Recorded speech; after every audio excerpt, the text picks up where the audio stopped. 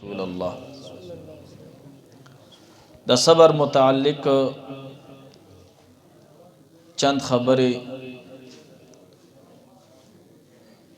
عرض کو. صبر ویل کیږي ستا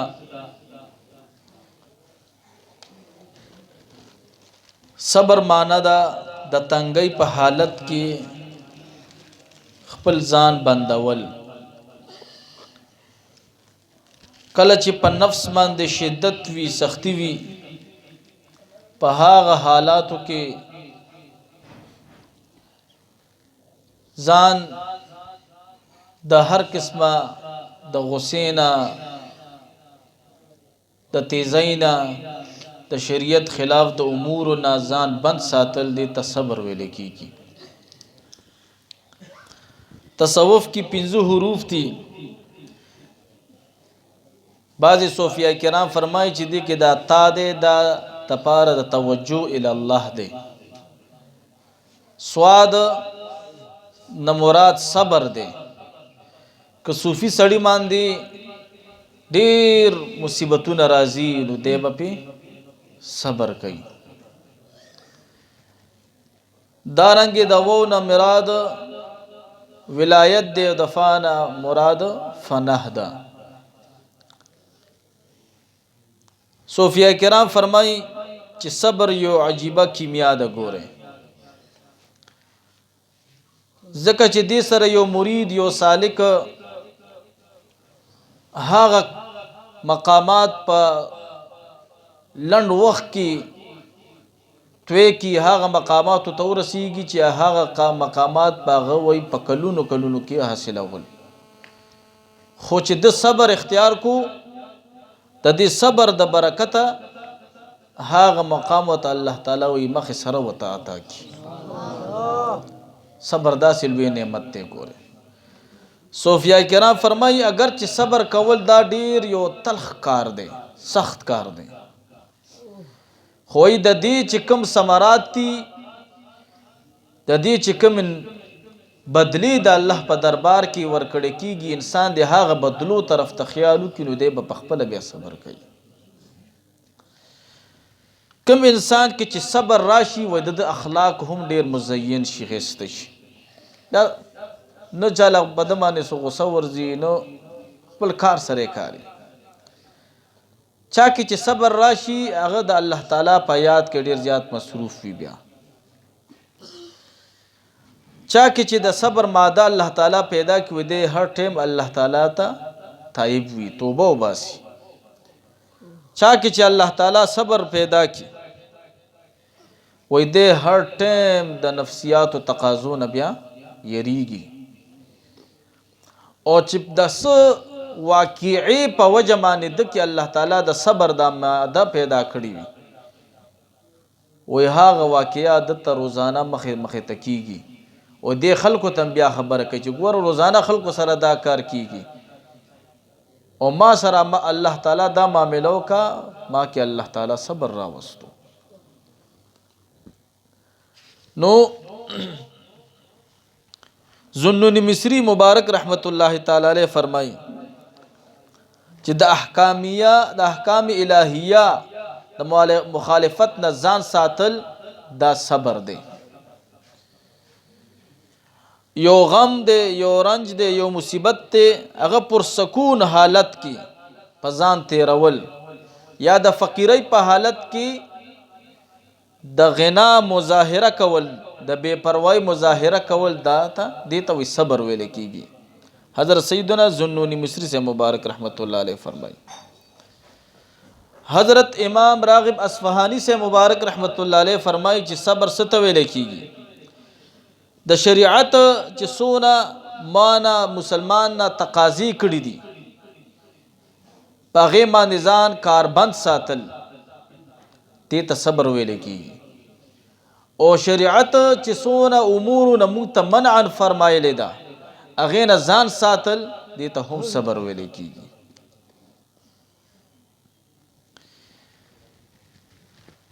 او حضرت ابن عجیبہ رحمت اللہ علیہ فرمائی الصبر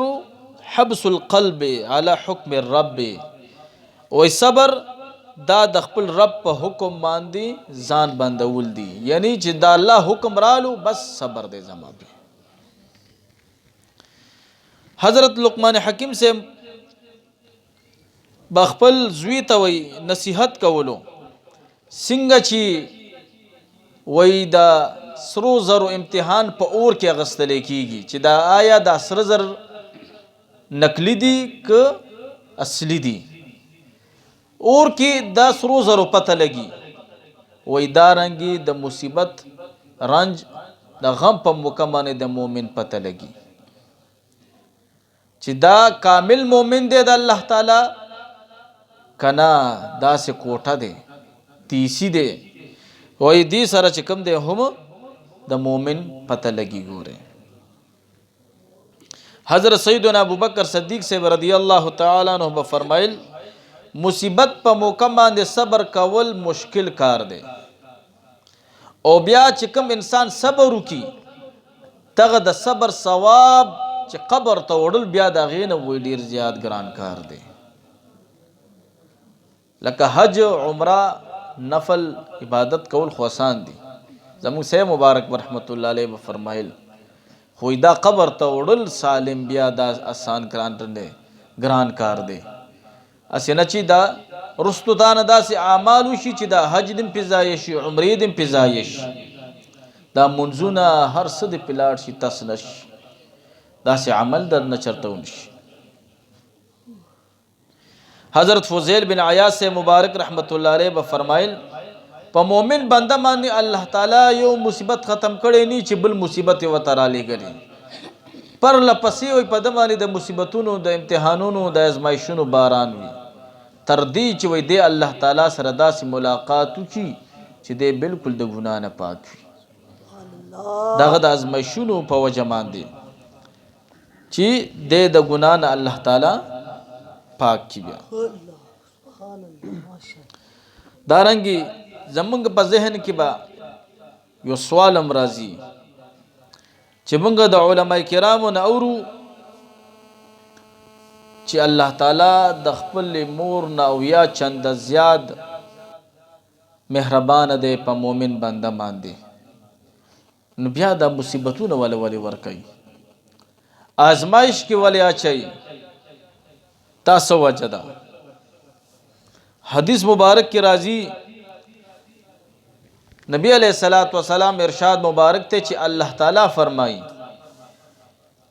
که زما د نافرمانانو بندگانو ته پته ولګیدا چې زه دای سره سونه محبت کوم، نافرمانه بندگانو ته که زما پته ولګیدا الله فرمایي چې دای سره زه سونه محبت کوم، وای دای به زما په محبت کې ټوکړي ټوکړي کی ځان. بیا حضور علیہ السلام فرمایي چې زما به هغه خلق الله فرمایي چې زما د محبت به هغه خلق سره سه حال وي چې زما فرمان بردار دي، چې زما په مینه باندې مست دي، زما به هغه خلق سره سه حال وي. نو که د دینه حدیث مبارک د مونږه اندازو کو نو دا ازمایښونه مصیبتونه دا د رحمت نه خالی نه دي. ګوره تی که هم د انسان د پاره خیر پروت دی.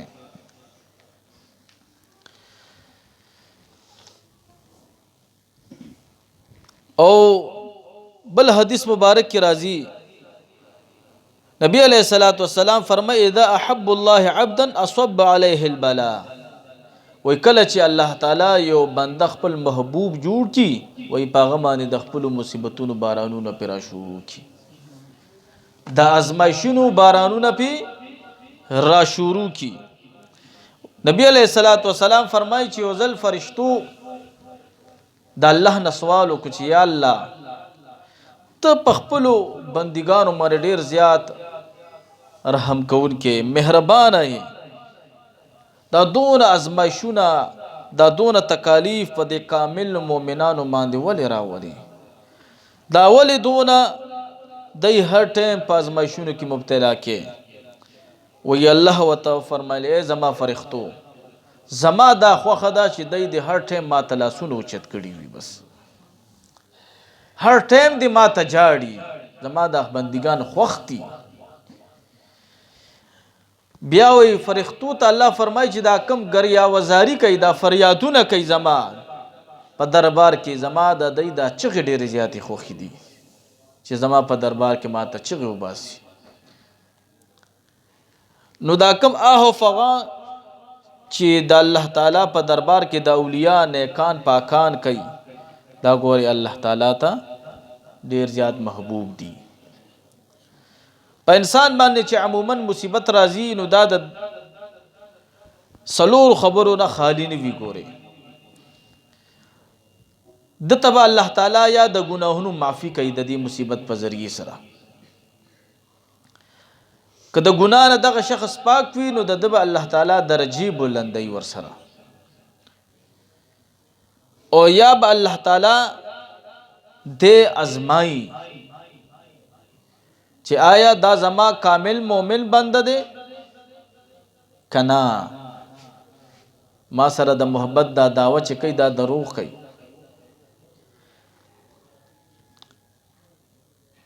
نو دا درې خبرو باندې الله تعالی وی دیبا ازمائی پی، او کامل مومن بندگانو دا پارا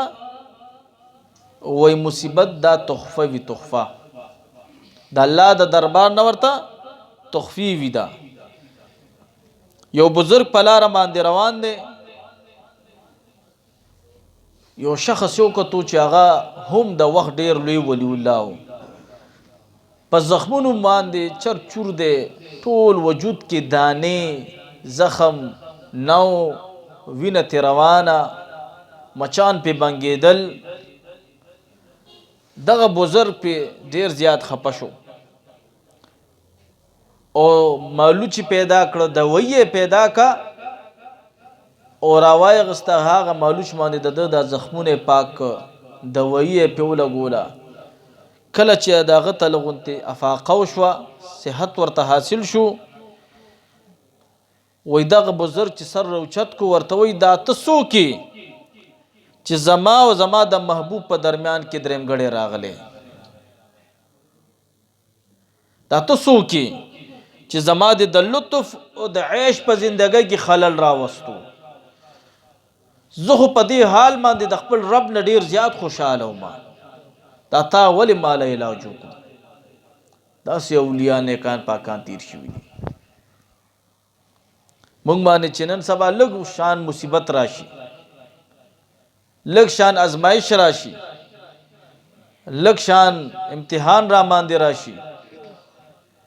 نو بیا وای په ما چا جادو کړی دی. وای دا زمونږه د خلکو نن سبا په معاشره کې دغه سوچ به ډیر زیات شوی دی چې په ما باندې چا جادو کړی دی. نه، الله تعالی په قرآن عظیم الشان کې فرمایي چې ولا نبلونکم، زب تاسو خامخا ازمایما بشیء من الخوف، په یو سیز باندې چې د خوف نه ولی نوي، والجوع د لوګنا لوګ بم در باندې راولم، والانفس ستاسو په نفسونو کې به تاسو ته نقصانونه در کوم، شوګر به در باندې راځي، بلډ پریشر به دی های کوم، ګردې به د کار پرېږدي، د سترګو نظر به در لبوزم، د سترګو نظر به در لکم کم، د غوږونو اورېدل به درته کم کم، د زړه بیمار به دی کم، والثمرات او په میواجاتو کې به تعلم ازمایش در کوم، په اولاد کې به در له ازمایش در کوم. بیا فرمایلی دی وبشر الصابرین، الله تعالی بیا اعلان فرمایي چې زه خوشخبری د عرش برین نه د هغه خلکو لور کوم چې کوم صبر کوي په دې موکو باندې، په دې موکو باندې صبر وکړي. مونږه نن سبا دور کې چې مصیبت کې گیر شو، په هغه نام نهاد بوډاګانو باباګانو باندې بیا ګرځو چې هغه د 15 وخت ملزم نه ورزي، ایمان خپل سختونه او تعویذونه دا زنانه اکثریت په دې کې ډېری بیا زیاتی تیزی وي. اکثر په میډیا باندې تاسو دا خلک ډېر کتلی وي، او زه دا خبره د دې وضاحت کوم چې دا ګوره د پیرانو صاحبانو په لیست کې دا خلک شامل نه کوي. ګوره ډېر جهلا ناپوهه خلک دی تم پیران وي دا پیر صاحب دی. نه، د پیر صاحب کار څه دی؟ د خلکو روحاني اصلاح کول. ګوره د پیر صاحب کار دا نه دی چې جامع وسانډه تعویز تی لړکا اوهو پتا خو چا تعویز کړی دی. د پیر صاحب دا کار نه دی چې پرتواخ را زوړن دي او زنانه تو چې پرتواخ کول وکړه. د پیر صاحب دا کار نه دی چې اوهو پتا باندې خو چا ډېر غټ سحر کړی دی، ما کتاب ولیدو په کتاب کې مو وکړه. د یو ولی په زندګۍ کې به تاسو چرته دا ونه ګورئ چې یاره یو خواجه صاحب مبارک په خپله زندګۍ کې د چا د کمیس نه تعویز لړه کړی دی، یا شیخ عبدالقادر جیلانی مبارک رحمت الله تعالی علیه د چت نه تعویز را لړه کړی دی چې پتا باندې چا جادو کړی دی. نه، چې هغې باندې څونه ازمایښونه مصیبتونه راغلي دي، د هغې په مریدانو راغلي دي، هغې ټولو الله تعالی طرف ته رجوع کړې ده، الله تعالی طرف ته متوجه شوي دي. مصیبت در باندې رالو، خپل اول شیخ صاحب سره رابطه وکړه چې صاحب دا مصیبت دی را باندې ازمایش کې دعا راته وکړه. هغه درته دعا ته لاسونه اوچت کړي، یو ورته نه واخله، سبق ته نه واخله د هغه مصیبت د حل کېدو دپاره. هغه وایه وایه الله تعالی به مصیبت دې حل کړي. کور کې ټولو زنانو ته بچو ته وایه چې راځئ نفل وکړو، درود شریف ختم وکړو، موږ نه الله تعالی جوړې ناراضه شوی دی چې دې مصیبت کې راګیر شوي. راځئ خپل رب ته لږ فریاد وکړو، جړا وکړو، الله بستا کار ټکیږي. سید مبارک رحمت الله علیه ته یو شخص رالی، وایي جی زما ډېر لوی کاروبار و، ډېر مال حال مې و، نوکران مې و، وایي داسې اوس شوم چې ډېر زیات قرضداری شوم. سید مبارک رحمت الله علیه ورته دعا وکړه خو وظیفه یې وله ورنکړه. وایي تاسو نه یا تانا یا ستا بیبی نه تکبر شوی دی، د هغه تکبر په وجه باندې تاسو الله تعالی په دې عذاب کې سختۍ کې راګیر کړی یې.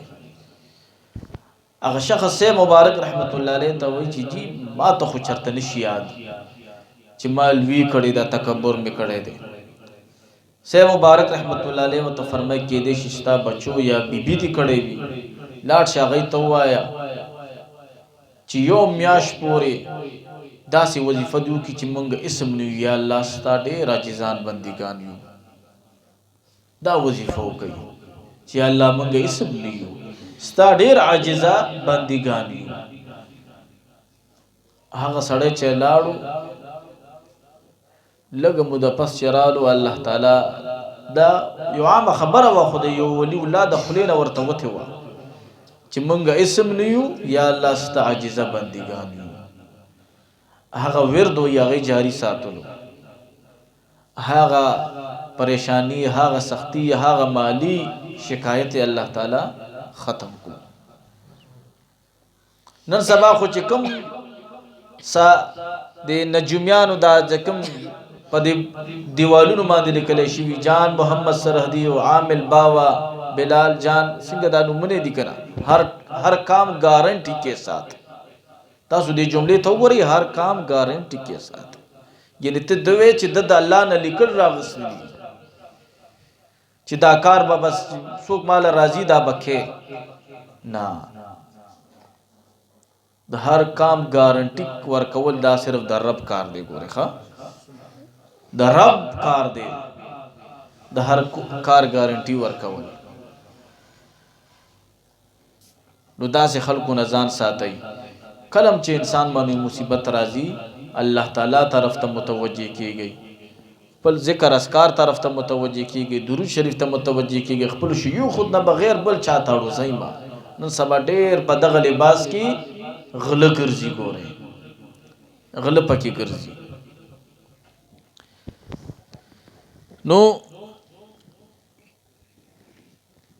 کم انسان چې پزړه کې د الله او دغه د رسول صحیح مینه وي کنه هغه ته به یو مصیبت ښکارا نشي کولی. و یو عاشقو هغه باندې د 100 کوړو حد جاری شو. 100 کوړې ورته ورکړې کېدی او هغه تخپل معشوقه ولاړه وه. خپل معشوقه ورته ولاړه وه.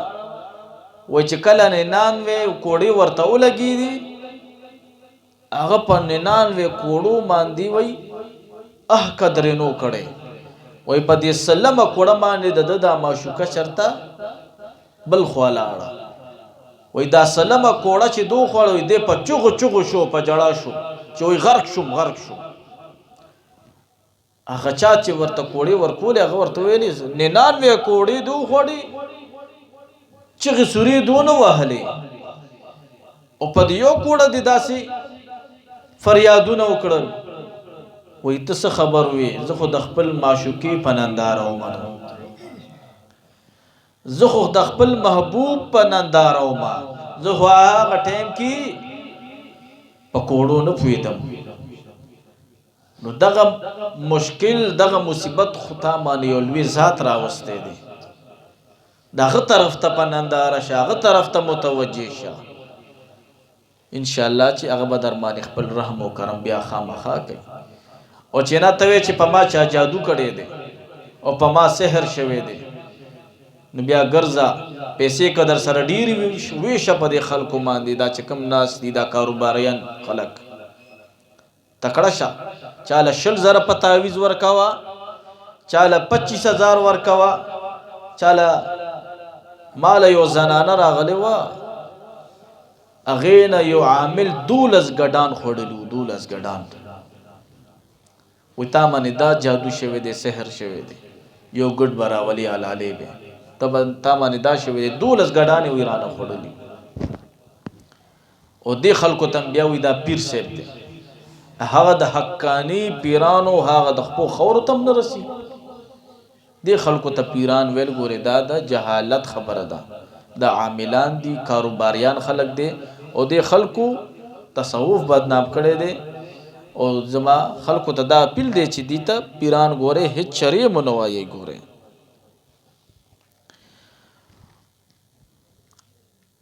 د مصیبتونو 3 اقسام دي ګوره. موږ مخکې دا خبرو کا ی مصیبت بیا تا ما د نافرمانی په وجه راځي. تا باندې څه مشکل رالو، مصیبت رالو، خپل عمل طرف ته متوجه شه. یاره ما نه څه کمی شوی دی، ما نه څه ګناه شوی ده، ما نه څه خطا شوی ده چې ما باندې الله تعالی دغه نافرمانی په وجه باندې دا مشکل راوستو. الله تعالی طرف ته متوجه شه، استغفار شروع کا، نوافل شروع کا. بل دویم مصیبت دا گناهونو په وجه باندې چې کوم کبایر گناهونه دي په دې په وجه باندې هم راځي. قرآن عظیم الشان کې چې آیات مبارک ته من یعمل سوءا یجز به، کوم عمل چې بد، کوم سړی چې بد عمل کوي وای د ته خپل بدله ورکړي کیږي. وای کله چې دغه آیات مبارک نازل شو حضرت سیدنا ابو بکر صدیق صاحب رضی الله تعالی عنہ رسول الله مبارک ته فرمای چې اے د الله رسوله یعنی د دې آیات په روشنائی کې زمونږ د نجات څه صورت ته.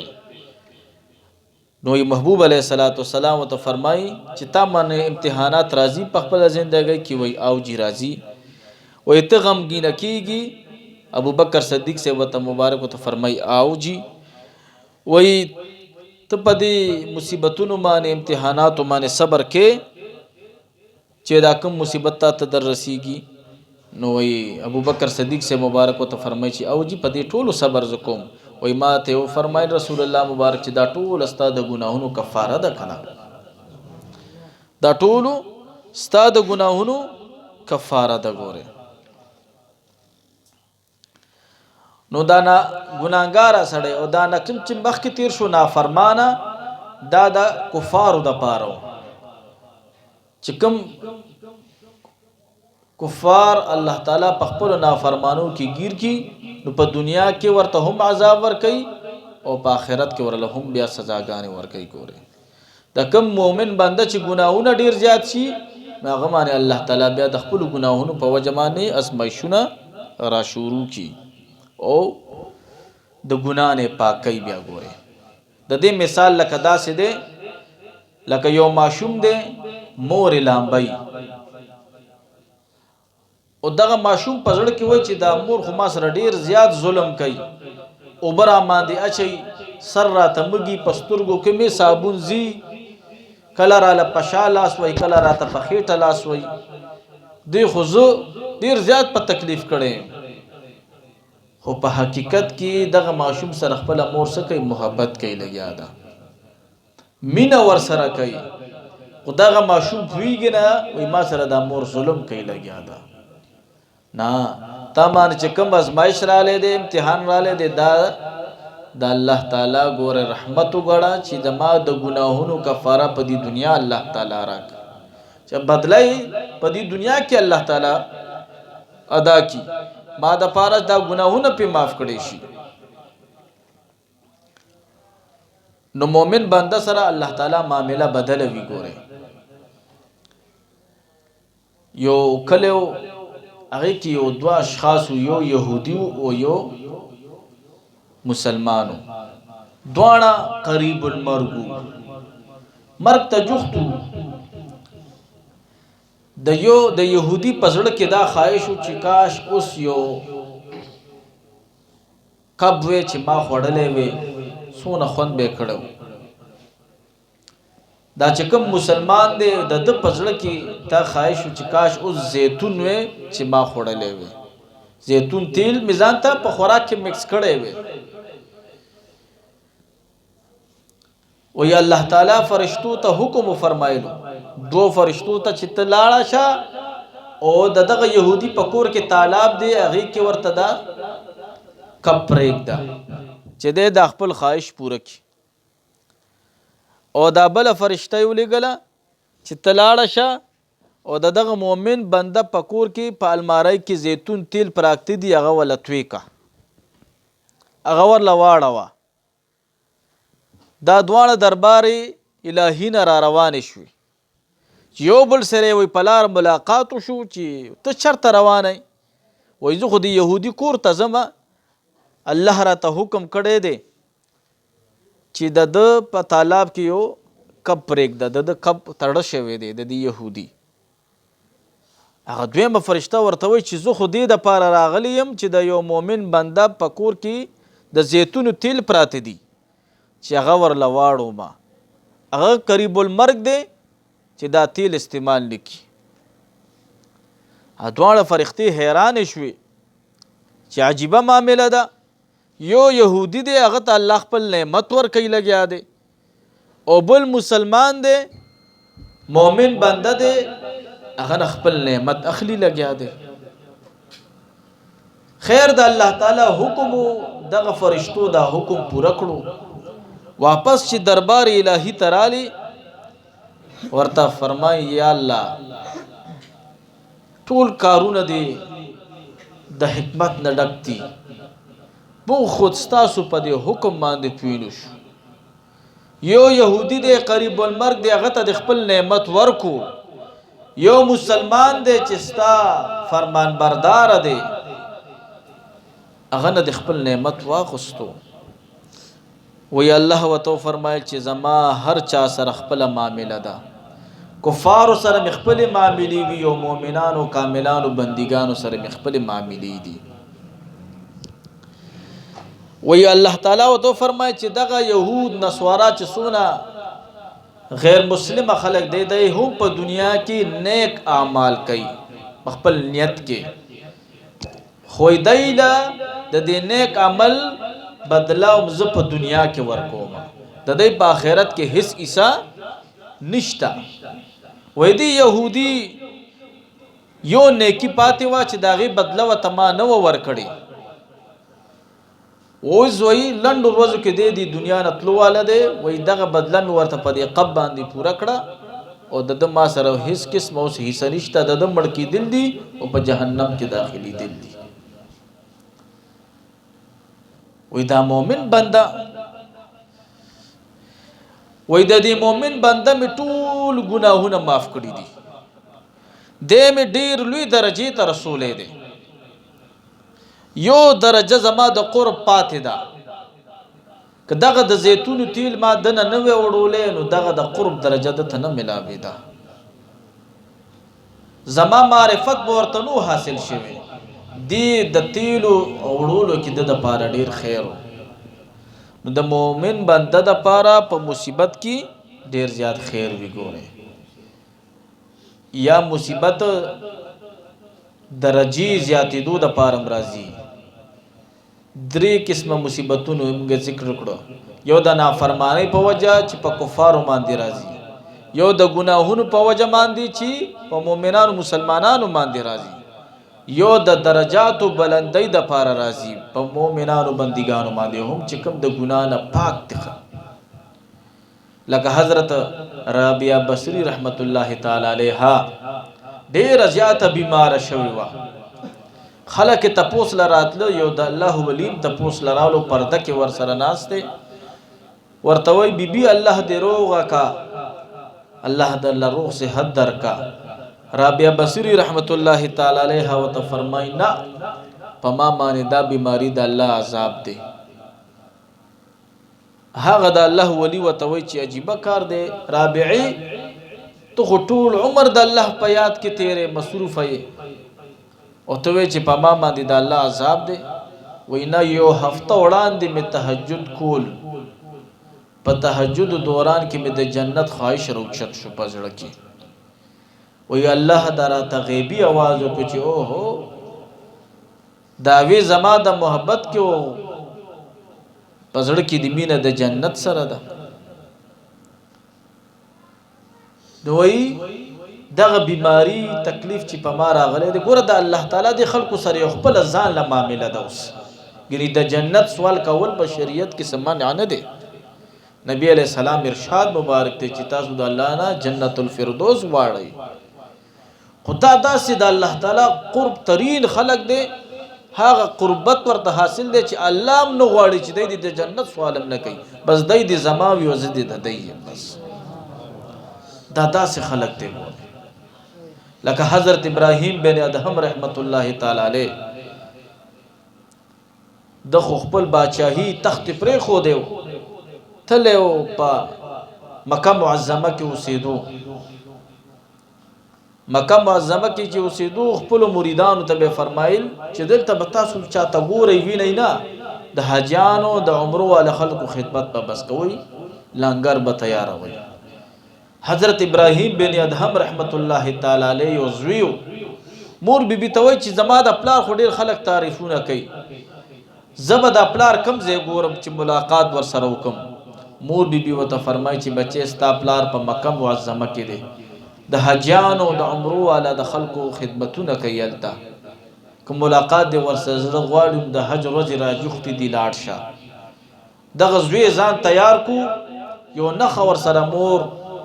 ولا ګوله چې بچي ته خو مور ته خو پلار په غیږ کې وړو کې پرې خو دی وي دغه رومال یا دغه نخ چې ستا غوګوري نو تا به او پیجنې چې دا زما زوی دی حضرت ابراهیم بن ادهم رحمت الله تعالی علیه طواف د بیت الله شریف کوي الله دې زموږ د ټولو نصیب کړي د ابراهیم بن ادهم رحمت الله علیه د ولایت په خاطر او زمونږ د شیخ مبارک د قلندرۍ په خاطر دی الله زموږ د ټولو دغه د بیت الله شریف طوافونه نصیب کړي د حضور علیه السلام د دربار رسالت سلامي دې زموږ د ټولو الله نصیب کړي نو طواف د بیت الله شریف کوي زوی مستواف کوي زوی طوافم کوي خو ګوري چې زما پلار به کوم ځای وي ناګهانه د پلار په زوی سترګې ولګي دي او د زوی په پلار سترګې ولګي دي یو مرید ورته چې سیب تاسو حکم جاری کړی دی چې دلته بچاته نه ګورئ دی کې څه حکمت ته چې تاسو دیالک ته بیا بیا ګورئ امورید ته فرمای چې بچي دا مې زوی دی دا مې زوی دی د الله او دغه په مینه کې مې دا دغه د رسول په مینه کې دی ما تیکه پرېښی وړوکی شانو چې پرېښی مې نن راغلی دی د الله کور ته کله چې پلار زوی وپېژندو زوی پلار وپېژندو یو بل ته تر غاړه وته اوس د شریعت کې بالکل د زوی مینه پلار سره جایز ده د پلار مینه زوی سره جایز ده حضرت ابراهیم بن ادهم رحمت الله علیه فرمایي چې دی وخت کې په ما باندې غیبی اوازونه د الله د طرف نه وشول چې ابراهیم زما مینا زما محبت هغه چرته لاړو حضرت ابراهیم بن ادهم رحمت الله علیه فرمایي چې دی وخت کې ما دعا وکړه چې یا الله یا زما زوی واخله او یا ما واخله یا ما واخله او یا می دا زوی واخله حضرت ابراهیم بن ادهم رحمت الله تعالی علیه چې د زوی د خپل غیږ نه جدا کولو زوی روح ورکړی وفات شوی دا داسې خلق تیر شوی دی چې الله غواړي چې دی زما په محبت کې بل څوک ځان سره نه شریک کوي بس زه د دای یم دی زمای بس دا داسې خلق دی نو کدی خلقو باندې داسې خلقو باندې سم مصیبت راځي ازمایش راځي نو دا درجات بلندۍ د پاره راځي ګوره د صبر بیا درې اقسام دي ګوره یو صبر په مصیبت ته یو صبر په اطاعت ته او یو صبر په معصیت ته صبر چې کوم په اطاعت باندې دي صبر علی الطاعات یعنی د کوم کارونو چې الله او داغه د رسول منع فرمایله دا غینه ځان ساتل او د کوم کارونو چې الله او داغه رسول حکم کړي دی هغه کول دا صبر علی الطاعات ته یعنی په د حضور علی السلام په تابعداري باندې صبر کول دي دا او دا عمل چې څوک کوي په هر عمل باندې بدت الله تعالی شپږ سو درجه ورکړي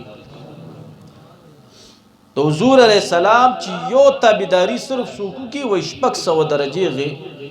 الله تعالی هم داسې ولا ورکړي یو صبر عن المعاصی دے معاصی دے د گناہ نه ځان ساتل یعنی بد نظر دے خلق اکثر راشي ماته چې سیب زمونږه سم خو سیبان نو خو سیب راته وای الله دې خوشاله کی چې زما نفسیات او زما خواهشات ډیر زیات دي او نفس تقاضو کې ډیر زیات ګیرم اغه لزدا یو نسخه ورکوم چې په دې نسخه د نن عمل شروع کی تو ګوره چې په هفته کې د ژوندۍ الله تعالی بدلای کنه بدلای خو چې دې خو په عمل کې کنه هغه څه شی دی د دې سترګو حفاظت دا سترګې نه دي دا د شهوات او نفسیات د پاره یو پونای د ګوره پارسنګ دی کله دا سترګې تا غلط استعمالول شروع کړو بس بیا خلاړي خېدون کې و ځان واخلا خو چې نه دغه د سترګو حفاظت دی وکړو مجال شته چې ستا نفسیت پتا غالب شي نو د دې سترګو حفاظت کوله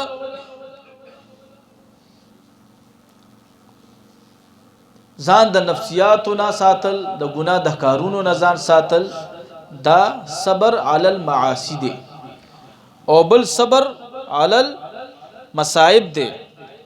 او چې پسو کو په معاصی باندې یعنی ځان د ګناه نه محفوظ او ساتي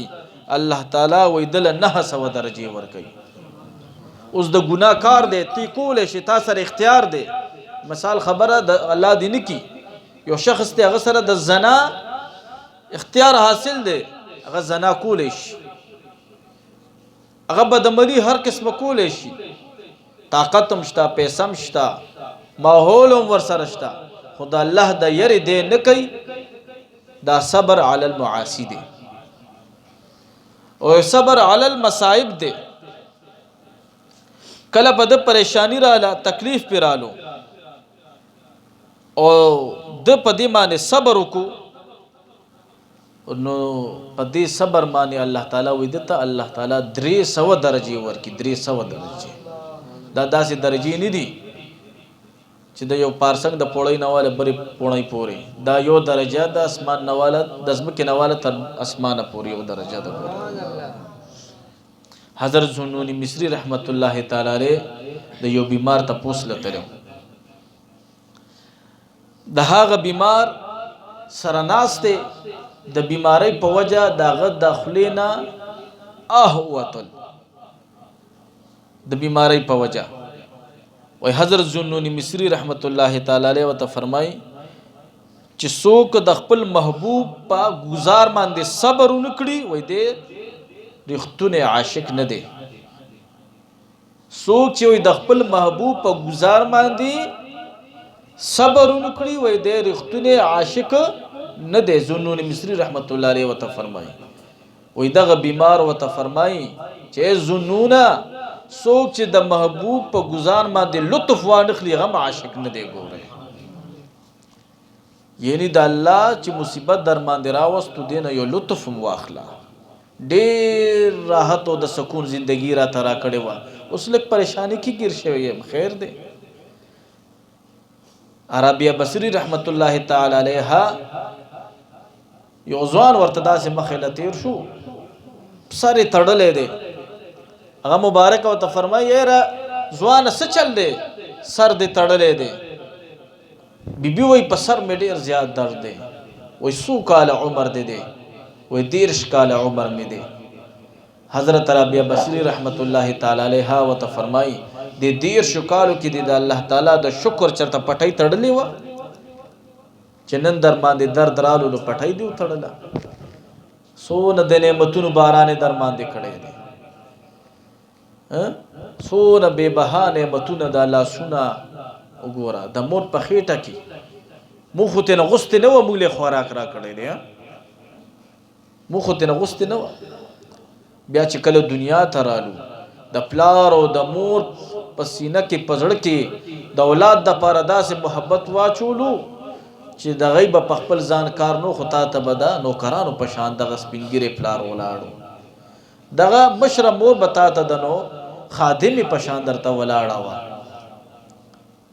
سونه نعمتونه تعالی درکړه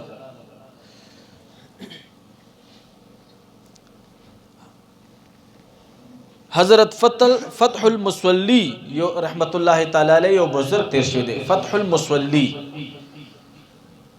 وای د یو بیبي وړه رضیات پرهیزګار وا وای د دې د نوک وته ناګهانه دا نوک چوزي د انسان سونه درد کوي چې د انسان بستر ګمانه تیاری شي د درد د وجه تکلیف په وجه وسیګه چې د دې نوک وته د خپل رب ته په خندا شو یا الله ستاسو شکر دی ستا ډیر شکر دی راضی مرب تعالی پدی ټول عمر در سره دا نو کو رسترانه واشو ز پی راضی مربا چې ته پیرانه راضی شي چا ورته ویل چې تانه خو نو قوتو ته تکلیف نه محسوس کې وینا چې کومه ثمرات کومه بدلی چې د دینو په بدله کې الله تعالی مال مقرر کړی دی داغه په شوق کې داغه په مینه کې زه د دې تکلیف نه محسوس کوم حضرت احنف بن قیس رحمت الله تعالی علیه فرمایي چې خپل تر سره ناستم د شپې و سره ناستم د احنف بن قیس رحمت الله علیه فرمایي چې ما خپل تر تو ویل چې اے کاکاجی زما په دغه ډیر زیات درد دی وای ماته خپل د تر مبارک فرمایي چې اے احنفه اے زمار واره زما 13 کالو چې د غاخ مې خوګيږي اوس پور می چاته غږ نه دی کړي 13 کال نو شو په د غاخ مې درد وی یو شان پل رب سره مې معاملې دا غفران راضي دی بز پی راضي علاجونه مې وکړو ارسه مې وکړو خدا مې نن وې تا ته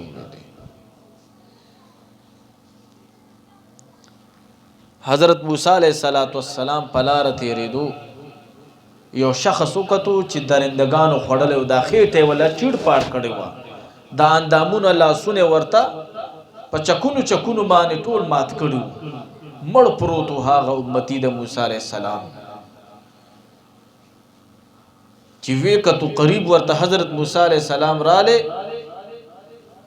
یا الله عجیبه معامله دی دا خو ستا ډېر فرمان بردار و دا خو ستا مطیع و د خو ستا د حکم نافرمانی چېرته په خپل عمر کې نه ده کړې دا داسې ازمایښونو کې دې واچولو چې په درندګانو دې وخورولو د الله د طرف نه وحی کېږي حضرت موسی علیه السلام مبارک ته چې موسی د مانه چې کوم مقام غوستی و د چې کوم مرتبه مانه غوستی و هغه بغیر د دینه دته نه میلاوېده که د ټول عمر ماته سجدې لګولې وي زمونږ سید مبارک رحمت الله علیه به فرمایل نه چې ماته د خپلو صیبانو د طرف نه داسې اشاره ده چې دا بیماری په وجه باندې څه مقامات دي چې هغه تاسو په ریاضاتو په مجاهدو کې نه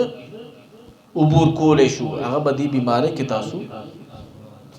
عبور کوئ په هغې به تېروځئ نو د اولیاو تکالیف دا د مقاماتو حاصلول وي هغې د درجاتو د بلندۍ وي حضرت امام مالک سے مبارک رحمت الله علیه د حدیث مبارک درس کې ناست دی د حضور علیه السلام حدیث بیانوي یو لړم راځي لړم او پملا مبارک باندې 14 ډانګ خوري 14 ډانګا حضرت عبداللہ ابن مبارک سے فرمائی چې دې درس کې زه موجود ما وای ما د خپل استاد محترم دی چهرې ته بچو کته کله به سور شو کله به خپل حال کې شو کله به څنګه شو کله چې درس ختم شو وای ما ورته ویل استاد محترم نن هو درس کې تاسو ته څه تکلیف وو وای ما ته فرمایي بچې نه پوهېږم په دې ملاس خوړلم 14 ډانګونه راته راکړه خو د حضور علیه السلام د درس د حدیثو د درس په وجه باندې چې د دې بېدبي چېرته ونشي د بېدبۍ په وجه باندې مې هغه درس کې خلل رانه وستو بچې ته وګوره چې دا څه زه خوړلی یم حضرت عبدالله ابن مبارک سے فرمایي چې ما کله دا خپل استاد محترم لاوکته لړم پې پروت دی او 14 ډانګونه یې ورته ورکړي دي په هغه مصیبت باندې صبر کول وغوي نن مونږ وایو چې مونږ د الله تعالی قریب بندم جوړ شو مونږ ته د ولایت حاصل شي مونږ ته د درجې حاصل شي مونږ د حضور علیه السلام ملاقاتونه شپږ ورځ داسې کو چې څنګه یو بل ته مونږ ګورو داسې کیف دی وي زمونږه چې د الله په محبت کې غرقاب یو بیا بدی سيزونه تمزان نیسي حضرت بهاؤدین ذکریا سے مبارک رحمت الله تعالی علیہ به فرمایل چې عجیب کار دی یو سالک به وای چې زبا په خپل د نفسیات مطابق زندگیم تیروم او زبا دا الله معرفت حاصلوم وای دا محال دا ناممکن ده ته په خپل نفسیات مطابق زندگیم تیرې کله ټي وي تناست کله فلم تناست کله په موبایل باندې ګندګي قتل کله دروغ ویل کله فضولیات کارونو کې مصروف ځان ساتل کله به مقصد کارونو کې ځان ساتل چا پورې مسخره کول د بل بے عزتی کول خپل نفسیاتو کې ډوبې او ته چې زم د چا مرید ما ته بعد الله معرفت حاصل شي ذره بم درته حاصل نشي په ټول عمر کې تش کدو وی او تش کدو بګرځي نا دې د پاره بلې کې مهنت کې صبر نوا کارالي چې کله په انسان باندې ازمایش راشي دل پکار چې ان لله و انا الیه راجعون ورد کوي او صبر دا ګوره د واقعي پاوله کې پکار دی ښا مثال خبره الله دې نه کی په ما تاسو باندې ازمایش رالو مصیبت رالو اول موت تاسو خچې سوري وهلي خپل ځړم تش کو بیا وایو چې زه صبر به وکړو دا حضور علیہ السلام فرمایي چې صبر دادا واقعي په اوله کې پکار دی چې ستا ټول د وجود اعضاء ماغه سکون حالت کې وي ستا جبا او ماغه سکون حالت کې وي پازمایش باندې جړل دا ګوره ګناه نه ده دا خبره بیا ده ساتي خو ګیروان شلول ځان د وختو باسل چې غسري وهل دا شریعت خلاف دي حضور علیه الصلاۃ والسلام نسه مبارک چې کله وفات شو پرده شو او دارنګه د حضرت د حضور علیه الصلاۃ والسلام زوی مبارک حضرت ابراهیم رضی الله تعالی عنہ چې پرده شو نو داسې زوی مبارک رسول الله مبارک غیږ کې نیولو ورته فرمای و ان بفراقک یا ابراهیم لمحزونون اے ابراهیم ازستا په جدای باندې ډیر زیات خپه یم چې مانه ته جدا کیږي او د سترګو مبارکونه وي د حضور علی السلام اوخ کی مبارک روانه وي یو صحابي ته تپوس کوي د الله رسول تاسو جاړی وې دا د رحمت اوخ کی دی ښا حضور علی السلام ته فرمایي دا د مهرباني اوخ کی دی دا د مینې اوخ کی دی دا د محبت اوخ کی دی چې د دې زوی په حق کې خپل سترګو نه اوخ کی تویاو نو چې غسري وهل دا شریعت کې نشته بل خپل ازمایښونه هر چا سره ذکر مکوي کوشش کوي چې د خپل رب سره بس وسپاري حضرت امام احمد بن حنبل سے مبارک رحمت الله علیه د شپې ډیر زیات بیمارو پتبه کې چا پرې خودلو چې کله سحر شو هغه سړی تر تپوس کوي چې امام صاحب ستاسو حال دی وای خېم ډیر د الله شکر دی ټیک ټاکم نو هغه سړی ته تپوس کوي چې سیب بیګا غستاسو تب وډیر زیاته نو حضرت امام احمد بن حنبل سے مبارک رحمت الله علیه ورته جلال کې راځي چې ما د خپل تکلیف بغیر د رب نه نخ کار کول تا د خلکو ته ول اخکار کو زماده تکلیف یعنی د ازمایښونو تذکرہ کول او نن سبا د مخلوق ته اړو پکار نه ددا خو در بس الټا خان دی ګوره الټا در بس مسخره کوي تا باندې ازمایښ رالو تکلیف در باندې رالو زړه ته د سو قریب دی بالخصوص د دور کې با پیربای واخلو چې ستا همراز وی تعالی مشوره در کوي هغه سره دا شعر کا نو الله تعالی بستا هغه مشکل ختم کی حضور علیہ الصلوۃ والسلام ته یو صحابیه راځي اے دا الله رسول زما مرګی دی مرګی او د دې مرګي په ما باندې کله راشي نو زه د دې د وجه ډیره به حجاب شم اے د الله رسول ما ته دعا وکا چې ما د دې مرګونه الله خلاص کړي نبی علیہ الصلوۃ والسلام ته فرمایي کستا خو خی دعا به درته وکم دا مرګي به در نه ختم شي او که صبر دیو کو په دې مصیبت بدل الله تعالی جنت درکړي څنګه دی خوخه دا وردا سه مختار نبی د خپل خوخه وې سودا وکا چې ستا څنګه خوخه دا نو هغه بیبي وته فرمایي چې دا الله رسوله د دې مرګو په مقابله کې چې د الله کوم انعامات ما د پار مقرر دي هغه باندې زر عظیم خدا سي دعا راتو ک چې مرګی را ما درازي خو چې به حجاب کېګم نه نو بیا وته حضور علیه الصلاۃ والسلام دعا وکا او بیا به صحابه کرامو چې دغه بیبیو کتن یو بل ته ویل چې جنتی بیبي کې قتل غواړي نو هغه دروانه ده چې دې په خپل مصیبت باندې صبر کړی دی ها وی کله چې حضور علیه الصلاۃ والسلام فرمایي چې چاته الله تعالی د خیر اراده وکي چاته چې الله تعالی د خیر اراده وکي و یغه باندې د مصیبتونو او د ازمایښونو باران را شروع کی یو صحابي راځي حضور علیه الصلاۃ والسلام ته فرمایي چې د الله رسول تاسو سره مې ډیره زیاته مینه ده محبت مې ده حضور علیه الصلاۃ والسلام ته فرمایي انظر ماذا تقول دا تاسو ویل لګیای لکه سوچ پیو کا وای چې تاسو سره مې ډیره زیاته مینه ده بیا وته فرمایي انظر ماذا تقول درې پیری ورته فرمایي بیا وته حضور علیه السلام فرمایي چې داسې بدرمانه زما په مینه کې ازمایښونه راځي څنګه چې دا سیلاب په خپل طرف باندې روان دی سیلاب د اوبو په تیزی کې چې څنګه خپل طرف باندې رواني وي کنه داسې به زما په مینه محبت کې تکالیف بیا برداشت کړي نو په ما باندې په تاسو باندې چې نن سبا څه مصائب راځي تکالیف راځي موږ له اهل طریقت له خوړو دا سوچ په کار نه دی چې په ما چا جادو کړی دی په ما چا سحر کړی دی شته خلک روانین کوي خو د طریقت د تصوف د دغه وې چې د یو ولی لاس درمانې پروت سپین باز ګرځا استاسو زما د په سر باندې د دغه 44 اولیو لاس پروت دی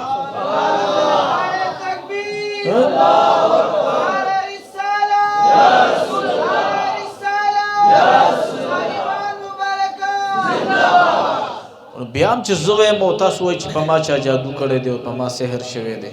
نه دا به زما ډېره کم ظرفي وي زما به کم عقلي وي ګورئ الله تعالی دې اول موږ ټول د ازمایښتونو نه محفوظ وساتي